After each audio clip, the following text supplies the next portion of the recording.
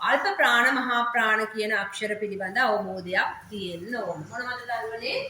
අල්ප ප්‍රාණ හා මහා ප්‍රාණ. මම ඔයගොල්ලන්ට අක්ෂර මාලාව කරලා තියෙනවා. අක්ෂර මාලාව කියවම බලන්න කියවගෙන යන අක්ෂර මාලාව හැමෝම හයියෙන් කියන්න. අක්ෂර මාලාව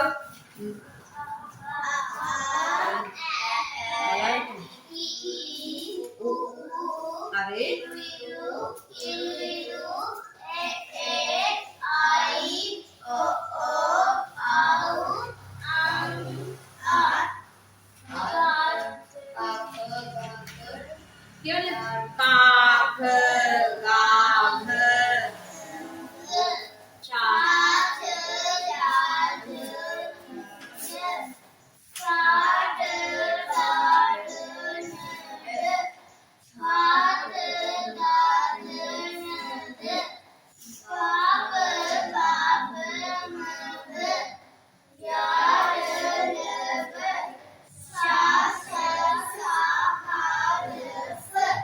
පැහැදිලිනේ පුළුවන්නේ දැන් ඔක උච්චාරණය කරන්න පුළුවන් ඔබේ ගැටුවක් නැහැ.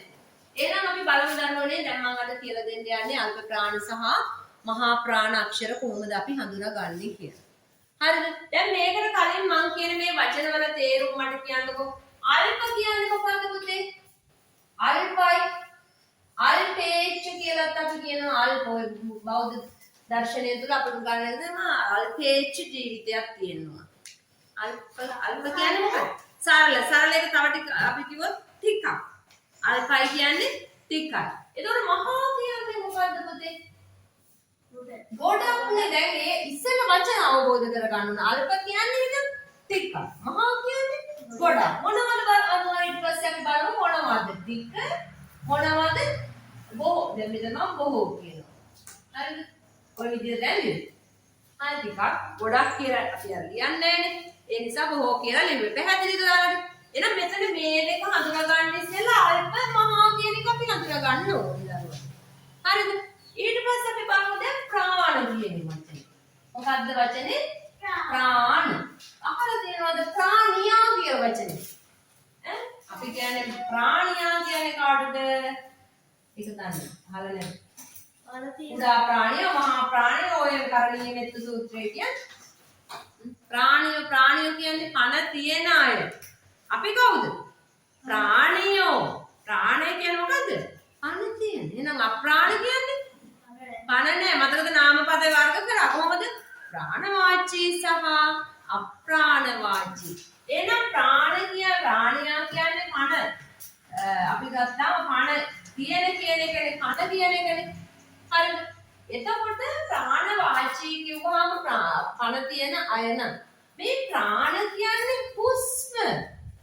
හුස්ම ගන්නවා නම් තමයි එයා ප්‍රාණියෙක් කියන්නේ. අපි කියනවා නේද මරුණාම ඔය ආච්චිලා සීයලා කියනවා එයාගේ හුස්ම ගිහිල්ලා. එහෙම නැත්තම් කියනවා මොකක් ගියා කියලාද? හුස්ම ගිහිල්ලා කියලා කියනවා තව කියනවා මොකද්ද? හරි ඔයා කිව්වා. පණ ගියා. එහෙම අහලා නැද්ද? ආච්චිලා සීයලා කියනවා. අනේ එයාගේ පණ ගිහිල්ලානේ. එහෙම කියන්නේ. පණ කියන්නේ මොකද්ද එහෙනම්? හුස්ම පණ තියෙනවා කියන සජීවී බව. එහෙනම් සජීවී බව රැකලා තියෙන්නේ මොකෙන්ද පුතේ? හුස්මෙන්. ප්‍රාණ කියන්නේ මොකක්ද එහෙනම්? හුස්ම. හරිද? හුස්ම ගන්න කෙනා අය නම් අපි හඳුන්වනවා කවුද? ප්‍රාණියේ හුස්ම. ඔන්න හුස්ම. එහෙම නැත්තම් මෙයා හුස්ම කියනවා ගම් කරු හුස්ම. දැන් ඔය විදිහට ගන්නකොට දැන් ඔන්න ඔය වචන දෙක චුට්ටක් ගලපන්න උත්සාහ කරන්න පුතේ. දැන් මෙතන තියෙනවා අල්ප ප්‍රාණ. එහෙනම් අල්ප හුස්ම. දැන් මෙතන තියෙනවා මහා ප්‍රාණ. එහෙනම් ගොඩක් හුස්ම. ඕන්න අකුරු දෙක හඳුනා ගන්න විදිය. කොහොමද? අපි උච්චාරණය කරනකොට මොකද වෙන්නේ? අකුරු උච්චාරණය කරනකොට මොකද වෙන්නේ? අන්න හරි. ඔය තේරුණේ? අල්ප ප්‍රාණවලදී මේ හුස්ම ටිකයි. මහා ප්‍රාණවලදී හුස්ම වැඩි. පැහැදිලිද? තේරුණාද? ඕක දැනගෙන හිටියේ නෑ නෙච්චර දවසක්. අල්ප ප්‍රාණ අකුරුත් දන්නවා, මහා ප්‍රාණ අකුරුත් දන්නවා. ඇයි මේකට මෙහෙම නම දැම්මේ කියලා තේරුණා නම් ඔය අකුරු කවදාවත් වැරදෙන්නේ නෑ. පැහැදිලිද? දැන් අල්ප ප්‍රාණ කියන්නේ නම් අඩු හුස්මක් අරගෙන කාලයකින් උච්චාරණය අඩු හඬකින් ඔක්කොම අඩුයි ටිකයි ඒකයි අල්ප කිව්වේ. අඩු හඬකින් අඩු කාලයකින් අඩු හුස්මකින් තමයි ඒවා උච්චාරණය කරන්නේ. හරිද? ඒ අකුරු ටික මම මෙහෙම කියනවා ඛ ච ත තා ප. එහෙනම්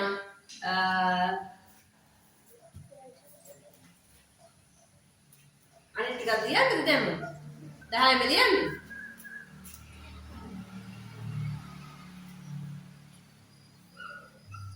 ඊට මොකද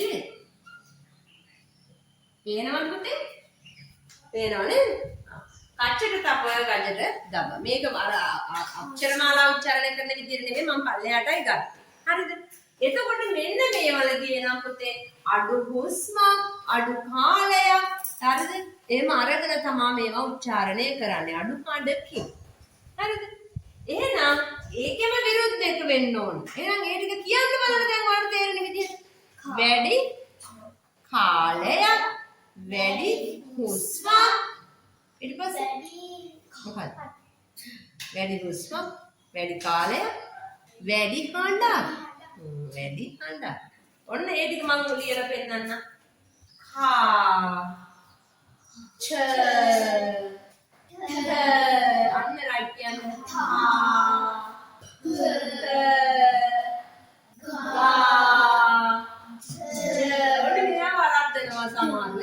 මේ එක අකුරක් පුතේ මේ අකුරු දෙකක් බැඳලා නෙමෙයි හරිද ගාජ ද දා බ අන්න දරුවලින් අන්න දැන් බලන්න ඔයාලට තේරුණා නේද කාලේ අඩුයි හඬ අඩුයි හුස්ම අඩු දැන් ක කාලේ වැඩි හුස්ම වැඩි මොකද හඬ වැඩි ක ඇතුලෙන් අයන්නකොත් කියනවා වගේ ක අයන්නක් කියන බර කරන්න ඕන සමහර වෙලාවට ඔය මේ පැතුලත් ඇති පාරේ ඔය ටිකක් කවසට වැඩි වෙලා යන අන්සි මේ වීලා හැම යන අය කියනවා ගම්වලක් කියන මහා ප්‍රාණෙන් තමයි ඔක්කොම වචන කතා කරන්නේ කෙල්ලේ නෙමෙයි කියන්නේ කෙල්ලේ ඇයි මහා ප්‍රාණ වැඩි වෙනවා ස්වර වෙනස් වෙනවා එතකොට හරි දැන් බලන්න මේක ච කියන දරුවනේ ච හඬ අඩුයි කාලේ අඩුයි ඊට පස්සේ හුස්ම අඩුයි ඊට පස්සේ මේක කියන්න බලන්න එහෙම පුළුවන්ද කියලා ච කාලේ වැඩි හුස්ම වැඩි හඬ බර හඬක් බර තව අකුරක් තියෙනවා වගේ ච ඇතුලෙන් හයන්නක් කියවෙනවා පේන්නේ නමුත් තියෙනවා ඇහෙනවා අපිට නේද ච නේද හරි එතෙත් විස්තර කරන්න දැන් ඔයාලා හඬ අඩුයි කාලේ අඩුයි ඔව් කාලේ වැඩි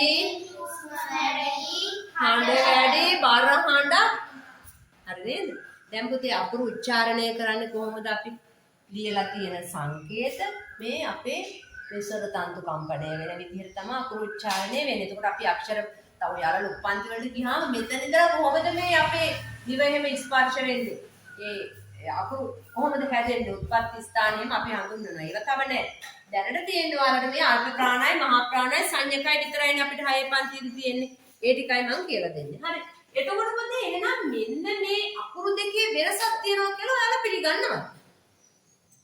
පිළිගන්නවනේ. එහෙනම් හැම අකුරකටම මේක මේ කියන්නේ වචන ලියද්දී පැහැදිලිව මේවා වෙනස් විදියට ලියන්න ඕන.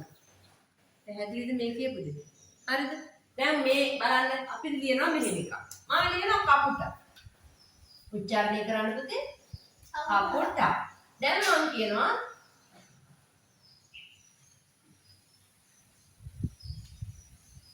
මේක මොකද්ද? සංඛ්‍යාව. මෙයා අල්පයි මෙයා මහා. එහෙනම් කපුට සංඛ්‍යාව. ඉතින් මම මේක වරද්දලා මම ලියුවා. ඔන්න කියන්න බලන්න. කපුට. එතකොට අනිත් පද කියවෙනවා මහා ප්‍රාණින්. නේද? ඊට පස්සේ ඊළඟට මෙහෙම කියනවා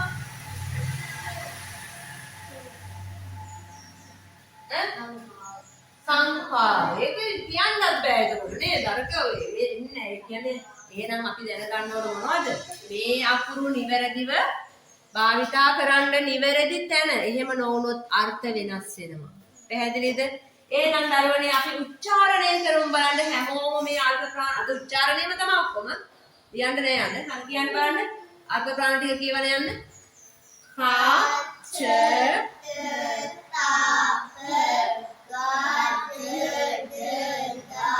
තා මේක කියන්නේ හා ච තා දැන් ගණිත බලන්න මේ අකුරු කීයක් තියෙනවද කියලා. නයි ඔයාලා ගන්න මම දන්නේ. 1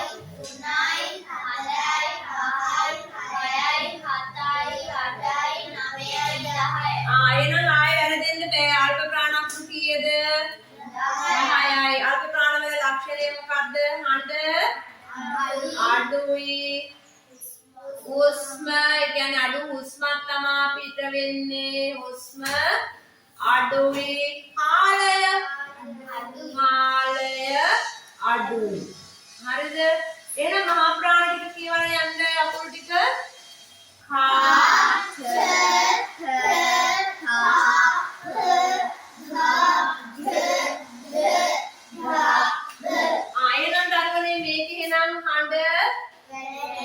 ත වැඩි කියන්නේ බර හඬක් තමයි පුතේ ඇහෙන්නේ. හුස්ම වැඩි. කාලය කියන්නේ අපි මේ අකුර උච්චාරණය කරන්න යන කාලය වැඩි. පැහැදිලි නේද? එහෙනම් මේවත් ගණින්න බලන්න. ගණින්න. 1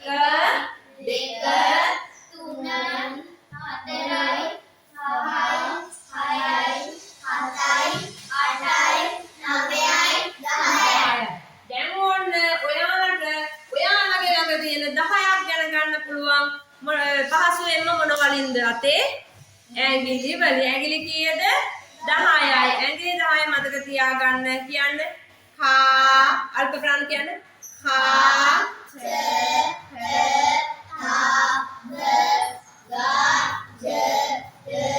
තා වැරදෙන්නේ නේද? හරි මහා ප්‍රාණ ටිකක් කියන්න යන්නේ මේ විදිහටම හා ච තා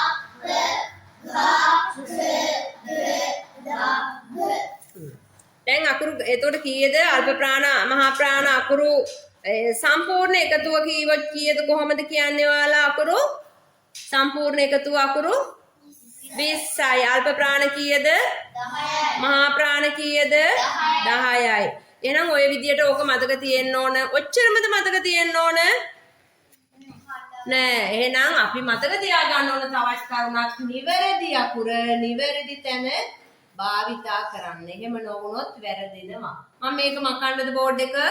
හරි. එතකොට එහෙම දැන් යනවා අපි බලමු. දැන් මම ලියනවා වචන ටිකක්. මේකෙම ලියන්නද පුතේ මම? මෙතනින් ඉස්සරහින් ලියන්නද? එහෙම ලියන්න නේ. ඉබ්බා. එහෙනම් කොහෙද ලියන්නේ? හරි එහෙනම් පුතේ ඔයාලා කියන කයන් දාපු වචනය මේසෙ එකක් කකුල ලියන්න කොහොමද කියන්නේ වෙන නිකන් මේක මුල නැගලා මේ ලස්සන එකක් කියන්න පුළුවන් කලාව ඔය තියෙන්නේ කලාව කියන්නේ මොකක්ද පුතේ කලාවනේ ච ලස්සන වචන චන්දුමි චන්දු යා ලස්සනයිනේ යා ලස්සන ඊළඟට කයන්න ඔන්න ටකේ කිය.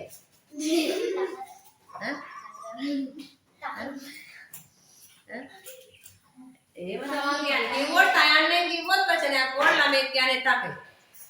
ඒ චුටි කාලේ ටකේනේ දැක්කේ. ටයරේ ටකේ ඕක තමයි දැක්කේ. මම දානවා ඊට වෙනස් වචනයක් වටය. කයන්න ආරුව. කියන්නේ පළතුරු කියන්නේ ගයන්න කොහොමද කියන්නේ දරන්න? ගයන්න ගස ලියමු ඉතින්. ජයන්න ඔන්න ආසම දේ ලියමු අපි. පේනෝනේ මම ලියන්නේ වා ලක්කුව ඔව් අය කඩේලි ඒ මොකද මම ඒව කිව්වා ඔයාලා චුටි කාලේ මේක වචනේ විතරනේ නැත්තම් හිතන්නේ ලක්කුව කිව්වා බයන්න දහවල්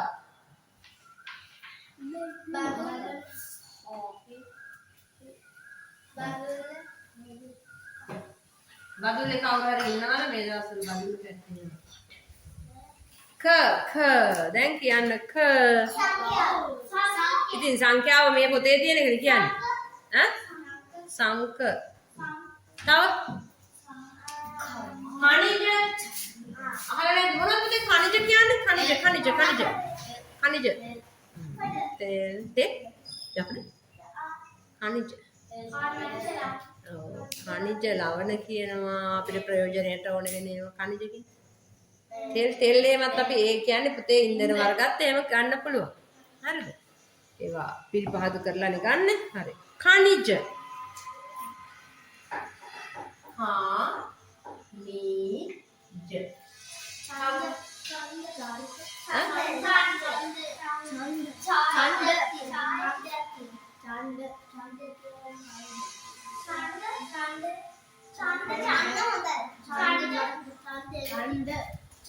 Oh, itu sebenarnya deh ini.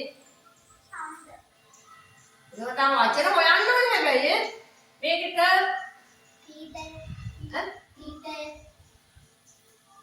Pita. Ah.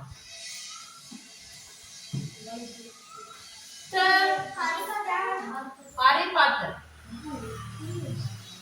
Udah, හැම වෙලාවෙම ඔයාලා මේ සම්පූර්ණ අකුරු ලියන්න ඕනේ පිළිවි ළමයිගේ අකුරු හොඳ නැහැ. හරිද? සම්පූර්ණ අකුරු ලියන්න උත්සාහ කරන්න. හරිද? ප්‍රතිඵල අපි දැන් සාමාන්‍යයෙන් හැමෝටම මේ කන්න තව හැමෝටම දැන් දෙපහේදී ඇවිල්ලා තියෙනවා.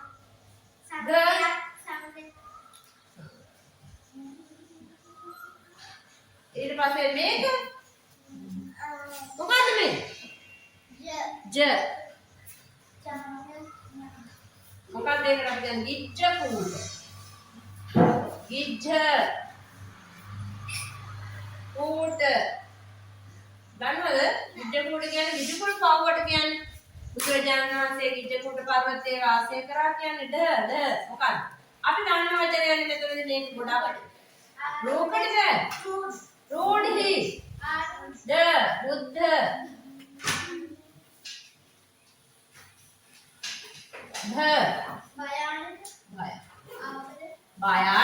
භයානකයි තිබුණා නේද?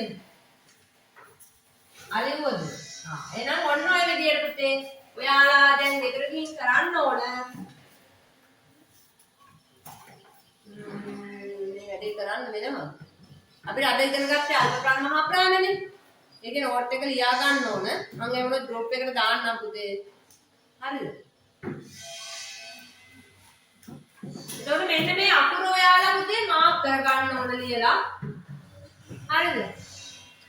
පැහැදිලිද? ඒ අකුර පාට වෙන්න ඕන.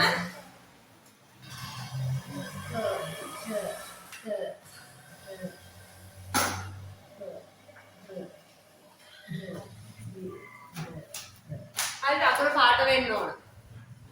පැහැදිලි නේද? එහෙනම් මොකද කරන්නේද? වෙලාව නම් හරි. එහෙනම් මොනවද පුතේ අද අපි ඉගෙන ගත්ත අකුරු වර්ග දෙකේ නම කියන්න මට?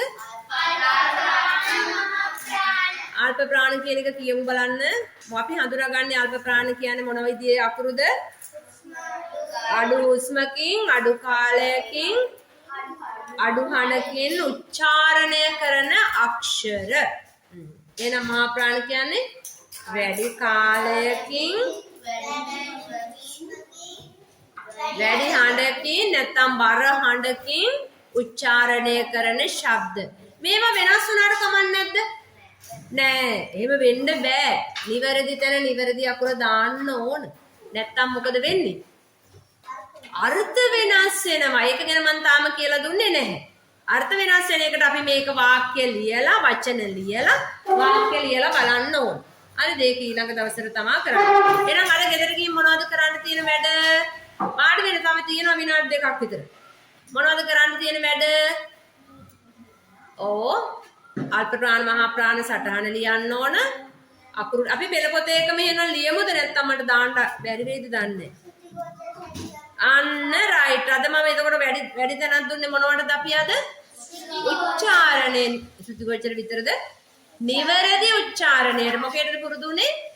නිවැරදිව උච්චාරණය කරන්න. එහෙනම් අපි ඒ සඳහා අල්ප ප්‍රාණ මහා ප්‍රාණ ගැන හිතන්න ඕනේ. ඒ වගේම තමයි කියවීමේ ශෛලිය අපි භාවිතා කරා. ඒවත් භාවිතා කරලා ඕගොල්ලෝ ලියන්න ඕනේ. දැන් මේකේ තියෙන මේකේ නෝට් එකක් නෑ පුතේ.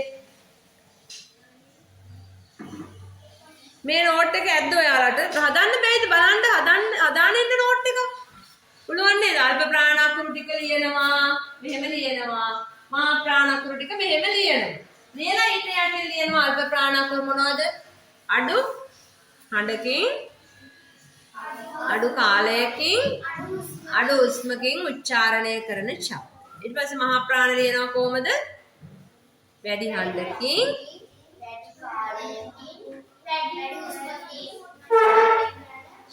අක්ෂර. ඊට පස්සේ ඒවා නිවැරදි ලෙස නිවැරදි දාන්න ඕන කියලා මේ විදියට මම මේක ඕනනම් ෆොටෝ එකක් දාන්න ඕනේ නැහැ තේරෙනවනේ මේක. ලියන්න පොතේ එක හරි ලියාගෙන එන්න. පොතේ එක කමන්නේ.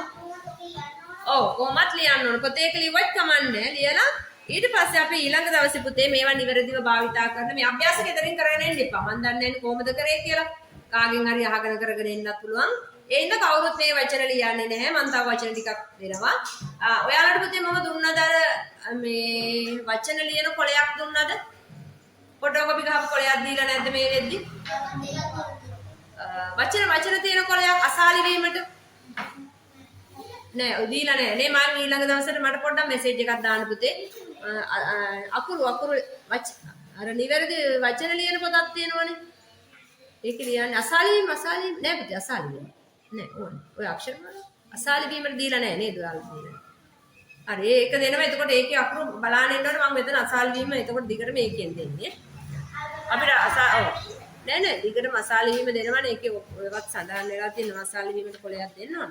ඊළඟ දවසට පුතේ කියන්නේ දැන් අපි නාමපද දන්නවා ක්‍රියාපද දන්නවා. ඔය දෙක එකතු කරලා නිවැරදි ලෙස වාක්‍යයක් සකස් කරගන්නේ කොහොමද කියන එක තමයි ඔයගොල්ලන්ට ඊළඟ දවසට කියන්නේ. පැහැදිලිද? හරි. එහෙනම් අපි ආයෙත් 1 ඒ වගේ සම්බන්ධයි.